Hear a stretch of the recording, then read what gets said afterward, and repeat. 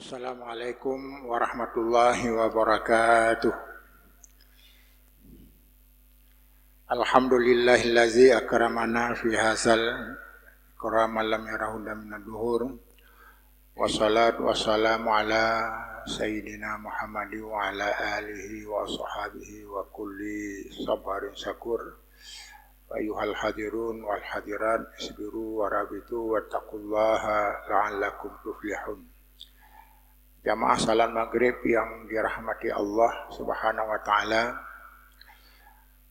mudah-mudahan dengan izin Allah pengajian kita sudah kita mulai dan barangkali akan lebih efektif sesuai dengan pendapat dari beberapa guru-guru kita, yaitu mulai pada bulan Januari. Dan pada bulan Januari juga telah ditetapkan bagaimana sistem pengajian ke depan. Tentu saja masing-masing pematri ada kitab pegangan atau diktat. Kalau mau tidak disebut dengan kitab, diktat. Yang diktat itu membahas sesuai dengan topik yang dibukukan oleh jamaah. Jadi dengan demikian pada setiap 7 hari sekali kita telah menerima pelajaran-pelajaran, kajian-kajian yang dibukukan oleh kita dalam meningkatkan amal kita kepada Allah Subhanahu wa ta'ala.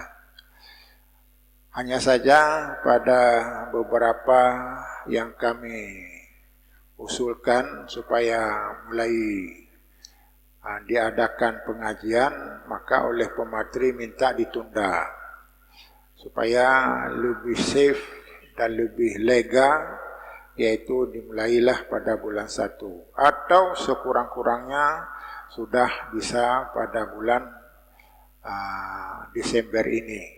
Dan ini nampaknya sudah masuk bulan Desember. Dengan demikian sudah kita memulai. Jamaah yang berbahagia, sistem ke depan juga tidak hanya kita menerima, karena sering menerima hanya daripada pematri, guru-guru kita yang menyampaikan, tetapi diberi kesempatan 10 menit untuk mengadakan pertanyaan. Pertanyaan ini berhubungan dengan apa materi yang disampaikan, dan dengan demikian, jamaah sudah tuntas sesuatu yang belum dipahami. Sebelumnya belum dipahami, dengan penjelasan itu sudah jelas. Sama-sama kita maklumi bahwa selama ini permasalahan-permasalahan agama kita ini sangat lengkap, luas, rumit, dan bisa dikatakan adalah bermasalah. Bahkan kalau kita mendengar, membaca dalam YouTube dan macam-macam media, jadi terasalah bahwa kita ini tidak akan lebih baik ke depan. Yang nampak adalah antara sesama manusia, antara sesama umat Islam sendiri, timbul perbedaan-perbedaan pendapat. Kami sendiri sebenarnya suka mengkaji masalah-masalah, membaca masalah-masalah, tetapi ketika di antara ulama lebih menonjol adalah menyalahkan orang lain, sehingga mencari alasan-alasan supaya pendapat orang lain itu adalah keliru. Yang benar adalah pendapatnya, sehingga kami tidak tertarik. Kenapa tidak tertarik? Tidak akan membangun persatuan, tidak akan membangun kebersamaan. Justru pada gilirannya akan terjadi perselisihan dan permusuhan. Maka akhirnya tidak hanya kita menghindari dari serangan musuh, tetapi adalah serangan dari dalam sendiri. Dan memang kalau dalam ilmu itu disebut dengan orientalisme, orientalism. Artinya orang yang dari luar Islam juga berupaya menghancurkan Islam dari dalam. Satu di antaranya adalah membuat keretakan di antara sesamanya. Caranya bermacam-macam. Maka karenanya dalam pengajian ke depan kita perlu mengkaji secara ilmiah apa saja yang perlu dan apa saja masalahnya. Karena semua masalah dalam pandangan syariat Islam itu semuanya jelas. Jelasnya adalah sudah ada nas baik Al-Quran dan hadis, dan jelas yang kedua adalah kita diberi kesempatan untuk berdiskusi bidang apa dan sebagainya. Maka kalau dalam ilmu mantek itu disebutkan kondisi sekarang kalau kita baca itu adalah banyak indikasi-indikasi. Indikasinya adalah orang belajar Islam untuk kepentingan sendiri, untuk kepentingan kelompok. Maka sehingga antara satu kelompok dengan kelompok yang lain tidak sependapat, bahkan saling menyalahkan. Bahkan ada daerah-daerah tertentu yang melarang kelompok lain ikut pengajian. Dilarang ikut pengajian, yang sehingga kelompok-kelompok itu semakin kental. Karena yang dia ikuti adalah kelompok sendiri, sehingga tidak merasakan bagaimana pendapat yang lain. Sebenarnya kalau kita jujur, tentu saja kelompok-kelompok lain itu perlu kita dengar. Yang salah dibantah dan kita akan memilih yang baik. Meskipun ada yang sama sekali tidak sependapat, tidak perlu kita mengikutinya. Jamaah yang berbahagia, ini semuanya sebenarnya adalah rahasia Allah. Rahasia Allah bahwa umat Islam itu selalu berselisih. Lau sya'a rabbuka la ja'alakum ummatan wahidah wala yasaluna mukhtalifin. Andai kata Allah menghendaki, memang kita bisa satu. Tidak ada perbedaan, tidak ada konflik, tidak ada khilafiyah dan sebagainya. Tetapi wala yasaluna mukhtalifin, dan senantiasa ini adalah berbeda-beda. Rupanya rahasia Allah. Rahasia Allah, perbedaan itu ada hikmah yang terkandung di dalamnya.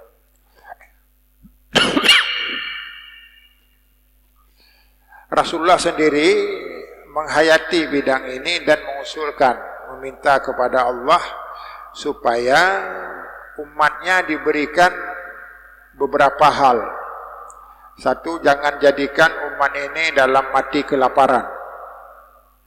Umat ini jangan dijadikan mati dalam suasana karam. Dan umat Islam jangan dijadikan daerah-daerah yang membahayakan. Atau dengan istilahnya kericuhan. Baksahum itu adalah kesengsaraan. Maka Allah mengabulkan dua, tapi yang tidak dikabulkan bahwa kita tidak diberikan, tidak ada kekerasan, tidak ada yang tadi kami sebutkan adalah kemasalahan, perselisihan dan sebagainya.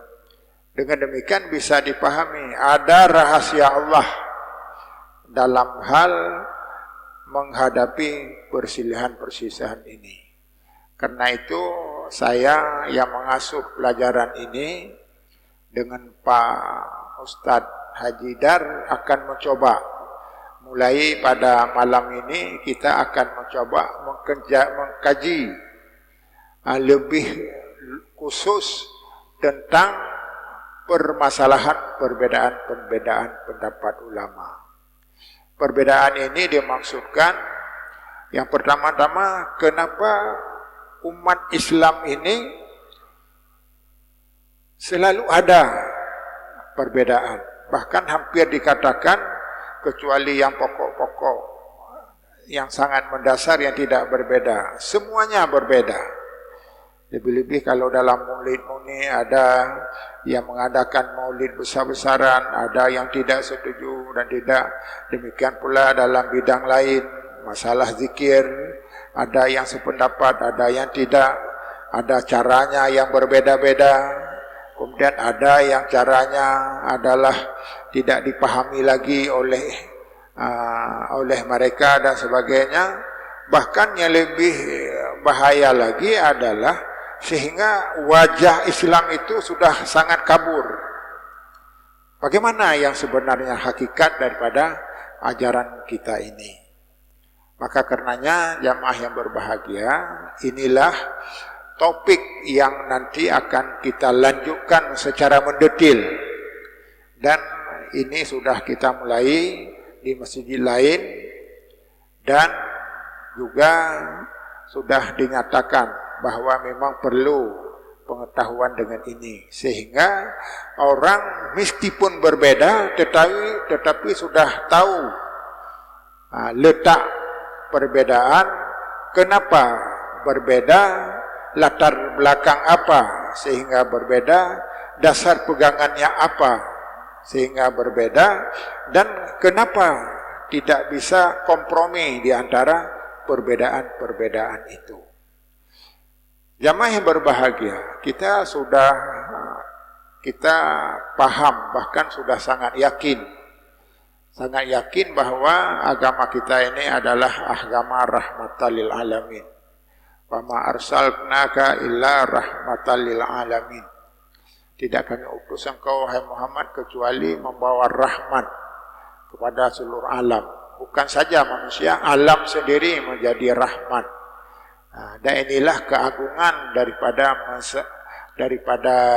syariat Islam, bahwa syariat Islam itu adalah syariat yang memberi rahmat kepada semua makhluk Allah Subhanahu wa taala. Dalam bidang hukum juga sudah kita ketahui bahwa hukum kita ini adalah universal. Universal artinya menyeluruh untuk semua, menyuruh untuk semua, universal, yang sehingga tidak ada yang tidak dijawab oleh Islam. Karenanya di dalam agama kita sudah disebut bahwa kelebihan Islam itu karena syariatnya tidak ada cacat. Semua kalau dikaji secara ilmiah, ini akan ditemukan kehebatan daripada ajaran Islam. Dan ini pula yang akan kita ungkapkan nanti ketika kita membahas dalam kasus-kasus yang terjadi, yang sehingga dengan demikian kita akan memiliki solusi yang tepat dalam menyikapi. Karena biasanya dengan ada diskusi kita sudah memahami pendapat orang lain. Tetapi yang lebih ruginya kalau kita hanya mengutamakan pendapat sendiri dan tidak perlu mendengar pendapat orang lain. Pada dasarnya boleh-boleh saja, tetapi bukan sebuah pola dalam membangun kebersamaan, dalam membangun persatuan umat. Maka Masjid Oman ini diupayakan bahwa ini masjid umat, maka bisa hadir semua bidang umat, semua paham-paham, dalam arti di sini paham pola, apakah pola yang disebut jamaah tabligh, pola ahli sunnah wal jamaah dalam arti yang dipahami oleh masyarakat, dan pola yang sekering disebut dengan adalah yang nekat dengan mempertahankan sunnah dan sebagainya. Jadi dengan demikian mudah-mudahan secara bertahap, walaupun pada awalnya ada tantangan, Kenapa tantangan? Seseorang yang yakin dengan pola sendiri susah mengikuti pendapat orang lain. Dan ini yang diterangkan di dalam uraian Fiqhul Ikhtilaf yang dikarang oleh Yusuf Qaradawi. Saya menarik apa yang disampaikan sehingga ada ulama, ada orang-orang Indonesia sangat senang membeli karangan Yusuf Qaradawi ini karena ilmiah dan juga dapat serasi dengan tuntutan dan tantangan zaman. Jadi dengan demikian Yusuf Qaradawi ini adalah dianggap ulama internasional yang telah diangkat sebagai ketua majelis ulama sedunia. Dan banyak buku-bukunya. Semakin kita baca, semakin sadar bahwa kita tidak ada apa-apa. Jamaah yang berbahagia, Dr. Yusuf Qaradawi berpendapat perbedaan-perbedaan seperti yang pernah kami ungkapkan, mungkin apakah di masjid lain, bahwa di antaranya adalah memang ada watak dasar manusia berbeda. Itu satu. Bahkan ada orang berbeda itu adalah sesuatu sarana untuk dikenal. Maka dalam kaidah usul disebut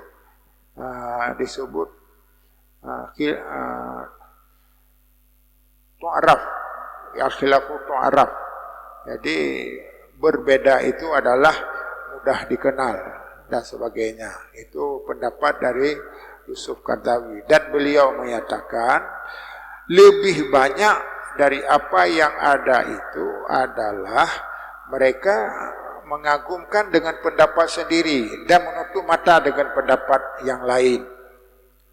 Yang sehingga antara satu dengan lain tidak ketemu, kecuali saling membanggakan pendapatnya sendiri. Dan inilah yang menjadi masalah.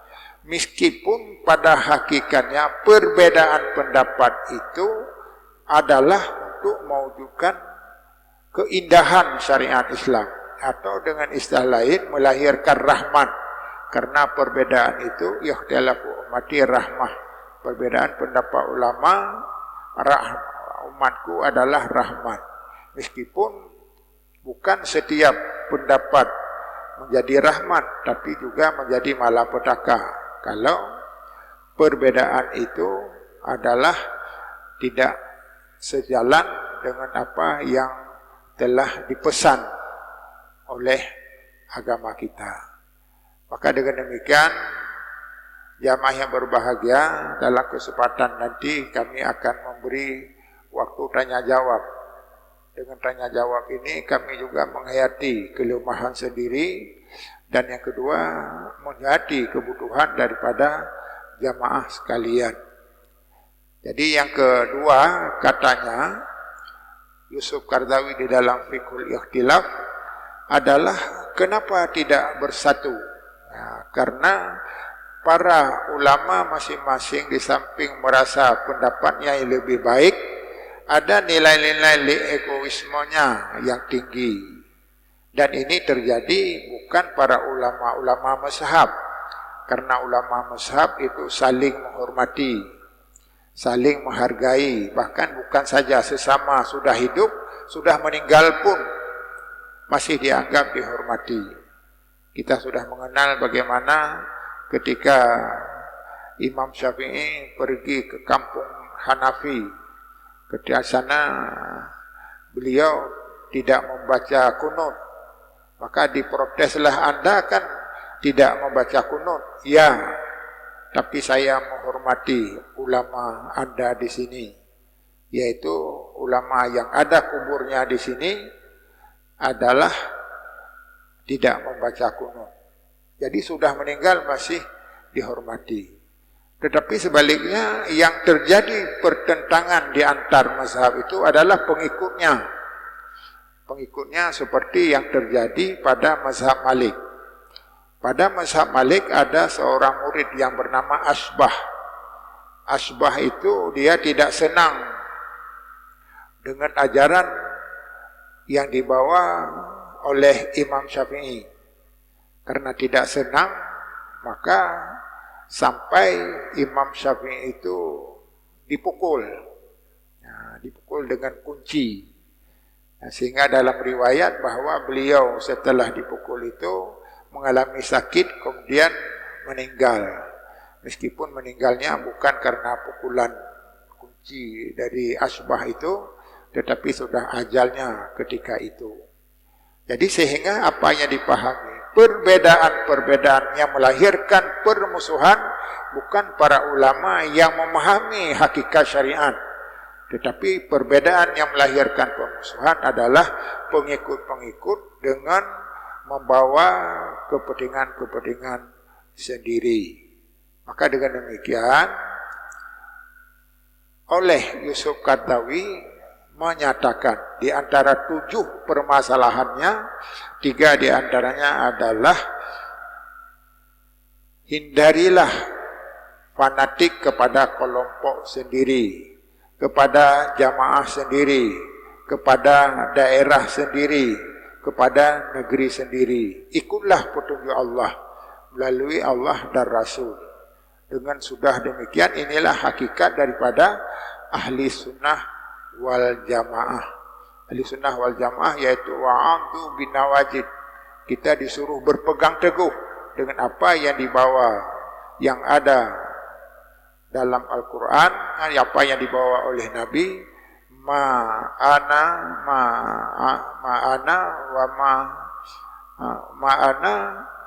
wa ashabi, ma'ana alaihi wa ashabi, apa yang ada yang dibawa oleh Nabi dan apa yang dibawa oleh para sahabat.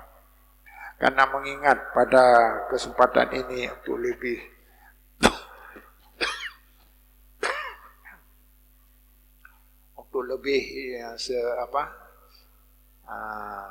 memahami kondisi dari jamaah, maka boleh ditanyakan apa yang kira-kira perlu ditanyakan, dan tidak khawatir nanti Ustaz tidak bisa menjawab. Itulah yang lebih bagus, karena saya bisa mempelajari kembali, atau benar-benar tidak bisa, maka akan dijawab oleh guru kita yang banyak juga mengajar di sini.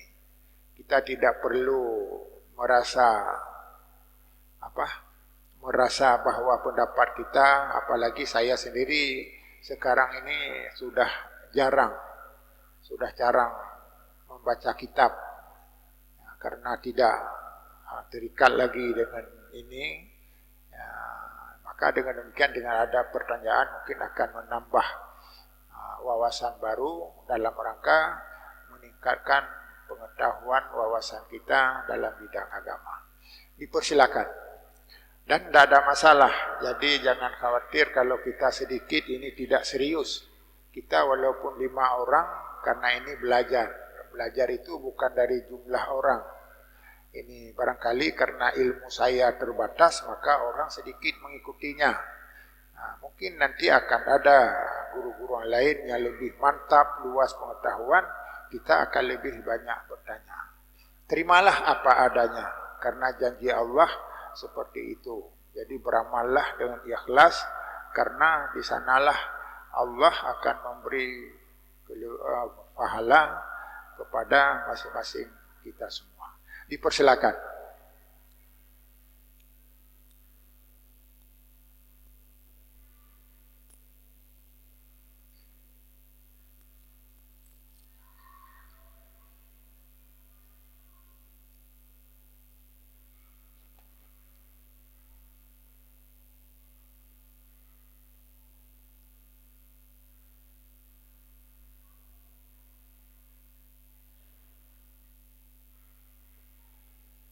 Tidak apa-apa, teruskan aja.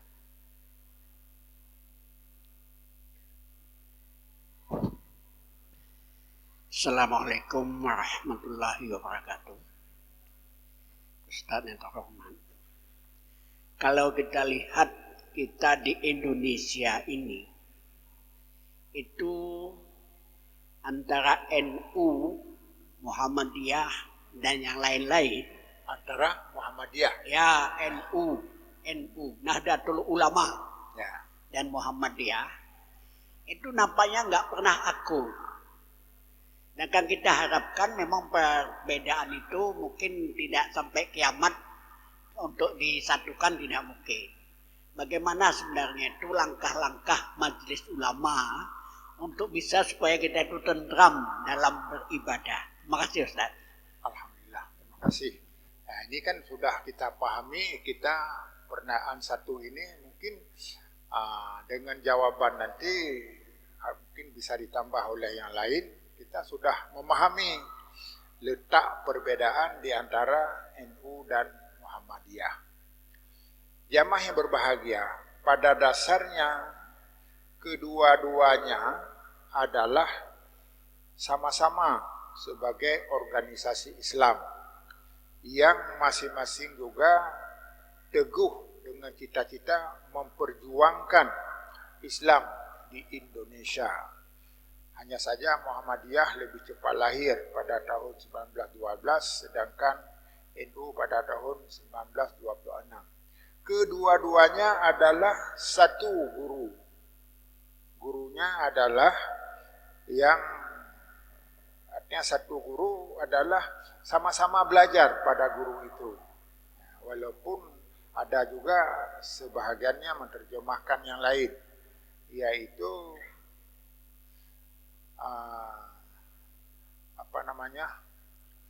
pendiri NU itu Muhammad Dahlan.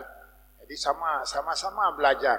Jadi jangan anggap satu guru, gurunya di tempat lain di Arab Saudi itu sama-sama sebagai satu guru, yaitu dengan Hashim Asy'ari itu satu. Pulang ke sini juga pada awalnya semua seragam, sependapat, tidak ada yang sangat jauh berbeda. Jadi perbedaan-perbedaan yang ada itu adalah tidak lepas dari kepentingan-kepentingan tertentu yang pada mula-mula biasa tapi akhirnya berakar. Sehingga kalau di Aceh misalnya, saya dulu karena saya orang pesantren, mendengar saja orang Muhammadiyah ini, jadi kenapa orang itu tidak bertaubat sampai ke sana? Karena kita anggap bahwa Muhammadiyah itu tidak sejalan dengan syariat. Kemudian bahkan kami juga banyak pertentangannya dulu, saya selalu membela NU, maka saya dulu orang NU. Bahkan menjadi wakil ketua pertimbangan NU di Kabupaten Pidi. Jadi kitalah yang mengatur orang NU, anggota DPR NU dan sebagainya. Tapi akhirnya saya keluar, karena keluar bukan masalah NU-nya, tapi masalah bagi-bagi jabatan yang tidak cocok. Jadi saya mundur diri untuk tidak bakat dengan berpolitik, walaupun ada yang meninggal digantikan saya. Saya sudah, kalau istilah sekarang sudah keibang,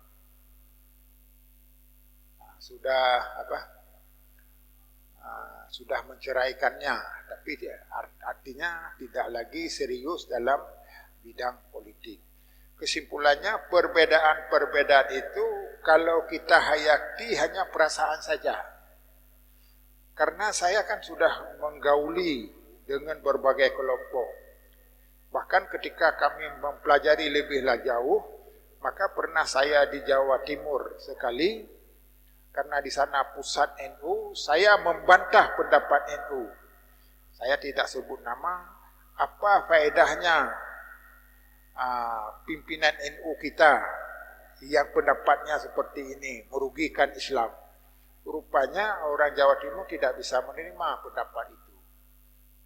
Maka akhirnya saya ingin diserang.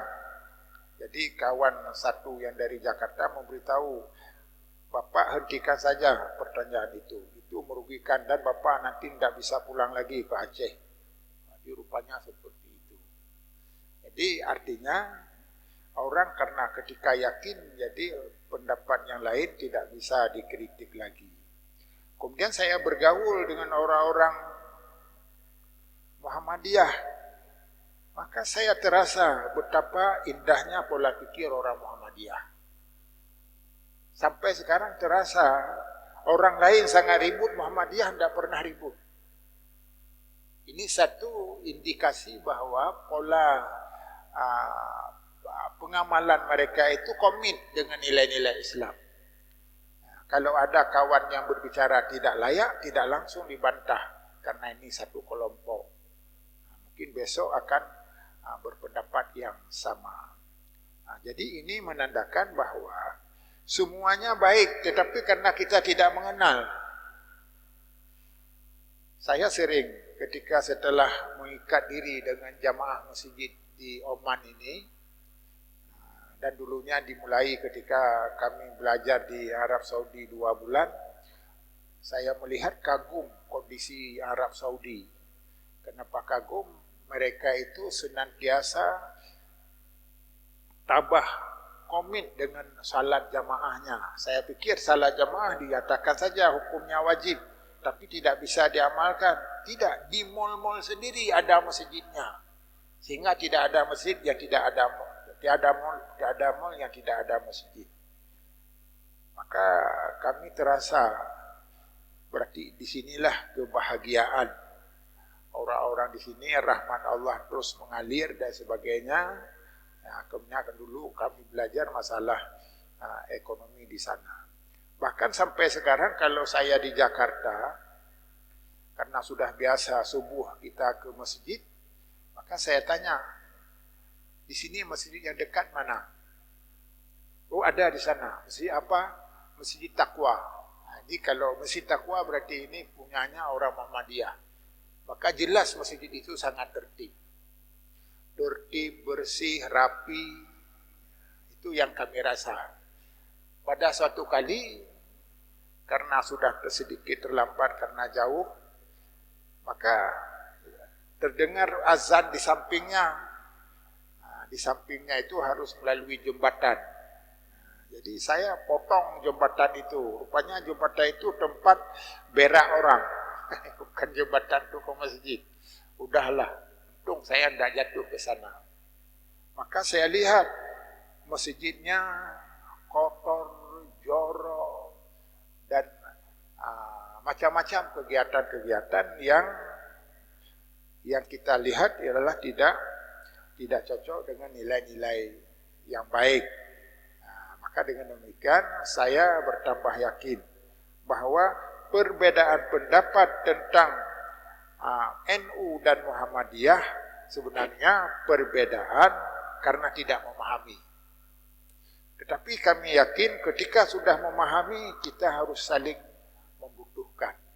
Muhammadiyah ada kelebihan. Dia adalah komit dengan nilai-nilai sunnah. Kalau dalam sunnah dinyatakan bahwa pahala yang paling besar adalah menghilangkan lapar, maka dibangunlah panti asuhan. Maka di mana-mana kalau Muhammadiyah pasti ada panti asuhannya, bidang ekonominya dan sebagainya. Kemudian yang kedua adalah supaya orang tidak susah, di antaranya adalah membangun rumah sakit. Bahkan sekarang yang paling terkenal Muhammadiyah, puluhan triliun uang itu dipinjamkan kepada pemerintah. Dipinjamkan kepada pemerintah. Ini pertanda bahwa apa? Mereka bukan mencari uang dalam organisasi, tapi memperjuangkan nilai-nilai Islam. Maka dengan demikian, apakah yang lain seperti NU itu tidak ada nilainya? Ada. Maka kita harus mengakui juga. Kalau NU itu adalah bergerak dalam bidang pendidikan. Di antaranya pendidikan salafi. Kemudian datang Habibie memperkenalkan pendidikan modern. Pendidikan modern yaitu dengan pendidikan eksat lah, fikih, matematik, kimia dan biologi. Kemudian ada pernah kerjasama dengan pesantren kami dulu. Maka akhirnya mereka itu bergerak masing-masing. Maka kalau kita menyikapi sekarang bagaimana? NU itu baik, Muhammadiyah baik, dan nilainya memang berbeda-beda. Kenapa berbeda? Karena pertama-tama dari pengetahuan masing-masing, dan yang kedua pengetahuan kita masing-masing, dan yang kedua adalah mereka dari sudut pandang apa yang ditonjolkan.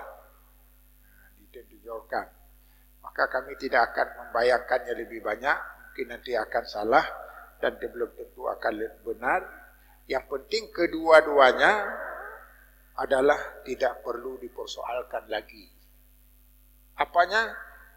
Kita kalau bukan dalam organisasi seperti saya ini sudah organisasi bebas, ya, NU ya, Muhammadiyah ya. Yang baik pada Muhammadiyah kita ikut, yang baik pada NU kita akui. Jadi diantaranya adalah membangun, karena di Jawa itu ada murid-murid orang NU itu puluhan ribu. Nah, bahkan saya dulu pergi mencari guru ke Jawa Timur. Ke Jawa Timur 10 orang saya bawa. Nah, tapi yang saya bawa bukan dari pesantren tradisional. Nah, jadi ini sudah habis ya, di waktunya. Nah, jadi inilah pertanyaan-pertanyaan besok akan Bapak tanyakan. Jadi dengan demikian kita mengolah. Jadi saya tidak akan memberi perincian, apalagi menjelek-jelekkan. Ini diusahakan tidak ada ungkapan pembicaraan kita yang menjelekkan satu, yang membanggakan yang lain. Kita harus menerangkan berdasarkan fakta. Jadi faktanya masing-masing ada kelebihan dan kita mengambil apa yang lebih pada masing-masing, dan mungkin juga pada masing-masing ada kekurangan dan kita meninggalkan kekurangan itu. Wabillahi taufiq wal hidayah. Wassalamualaikum warahmatullahi wabarakatuh.